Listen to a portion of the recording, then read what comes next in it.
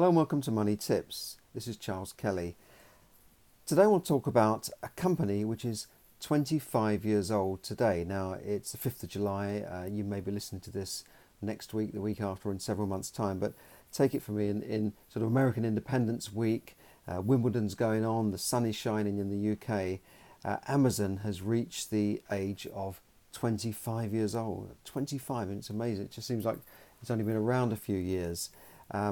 There was a quote here on the BBC which said that from Jeff Bezos in 1999, who said that there's no guarantee that Amazon.com can be a successful company. What we are trying to do is very complicated. So that was 5 years after they launched. So it's incredible how the company's grown despite the founders' seemingly uncertain view of what was going ahead. But today it's one of the most valuable companies on the planet, and Jeff Bezos is the richest man in the world. He got divorced recently. I think his wife picked up a few million there. Now, what started as an online book retailer, I believe he started it from sort of humble beginnings, selling books from a garage, but I don't know if that's true.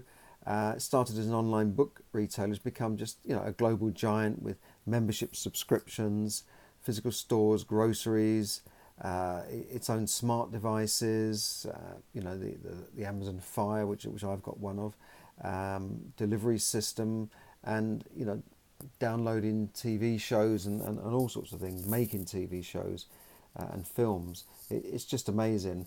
And to break down the revenue in 2018, total online sales in 2018 was $234 billion. $234 billion. The company is worth nearly $1 trillion, which is $1,000 million.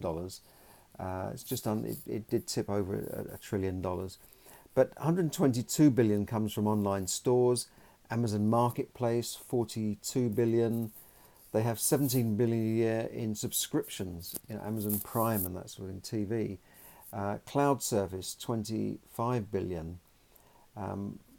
Physical stores, 14 billion, and other. I don't know what the others are, but that's 10 billion. It's more than most companies make, and it's 10 billion. Now, out of that, the grocery side is quite small, but it's still 25 billion in sales. Fashion is 24 billion. So it's just amazing. 199 million average monthly US, just in America, unique visitors. 100 million Prime subscribers. I'm one of them. 24 million smart speakers sold. They've got these things that talk to you. 12 million tablets. I mean, it's just incredible. And they really are dominating the resale sector at the moment, and it looks like nobody can challenge them. Leading sales in America of things like ebooks and Kindle, where they control well over 80% of the market, 42% of the physical book market, streaming services, streaming devices, Amazon branded items like Alexa and things like this, and Amazon Fire. It's just incredible. As I said, the company did tip over $1,000 billion. $1,000 billion would be $1 trillion, and it's just under $1 trillion at the moment. And if you look at the graph and how they've grown, it kind of just goes like this. It's just a straight upward curve.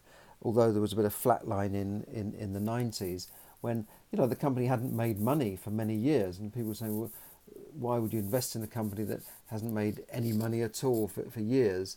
But obviously people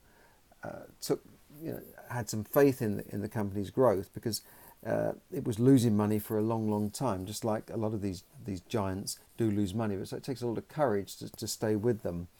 But sales are expected to hit a record-breaking 275 billion by the end of this year, 2019, with forecasts suggesting that revenue could pass 320 billion by the end of 2020, and that's $300 billion, $300,000 million.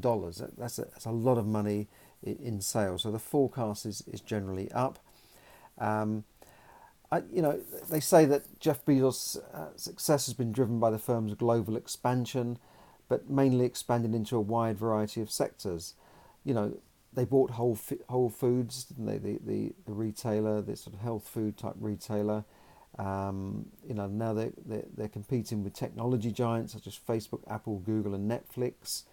Um, from selling books now, you can go on Amazon and buy just about anything, and it's so convenient, isn't it? It's so easy to use. They remember, your previous sales, so you can go and reorder stuff. I was on there today, and so Charles's previous record. You said reorder that, yeah, just click that, one click, finished. They do. I have to say they do make it very easy to buy stuff on there and search for things, and it's what's perhaps put in many of the high street retailers in shopping precincts and high street shopping malls, and they're just putting them out of business. We've had Debenhams in trouble, House of Fraser in trouble, and many more in the last couple of years, and it's this sort of Amazon effect. So I don't know what the high street's going to look like in a few years' time, but we've certainly seen some big names, go to the wall or go into administration.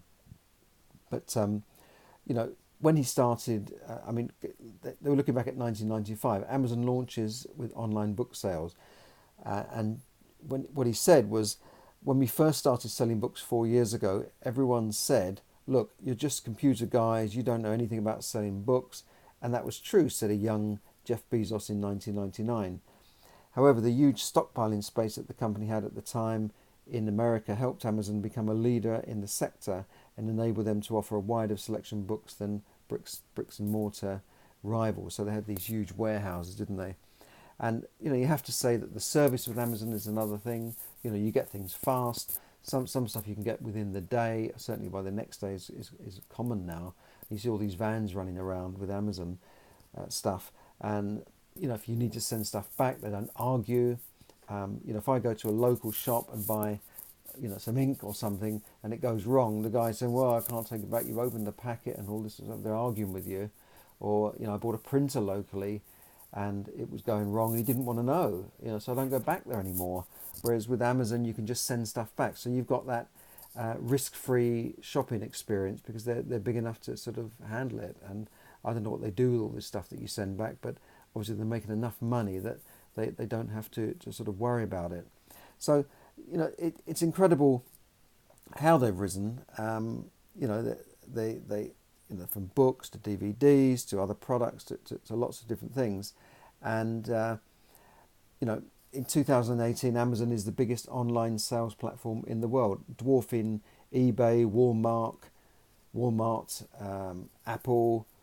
They had 45% of the market compared with Apple's 3.8%, Home Depot 1.6%, Walmart 4%, eBay 6.8%, and others 37%. So they're really dwarfing everybody else. And in 2005 they launched Prime membership, which I pay a bit, but I get TV stuff which I don't really watch much, but it's just easy to get free delivery on so many things, and it doesn't cost that much. But more than 100 million paying customers are now members of subscription service. That means they've got that money, recurring revenue, haven't they? They've got money coming in all the time, and this enables them to put that back into making TV series. I think that Amazon took over the Top Gear and spent just a fortune. I think they spent 10 million on the opening sequence. So obviously the guys on Top Gear who left the BBC realise where the money is, and certainly they've gone with the money. And Clarkson, I'm sure Jeremy Clarkson's making a fortune. So they're the second highest number of paid subscribers after Netflix.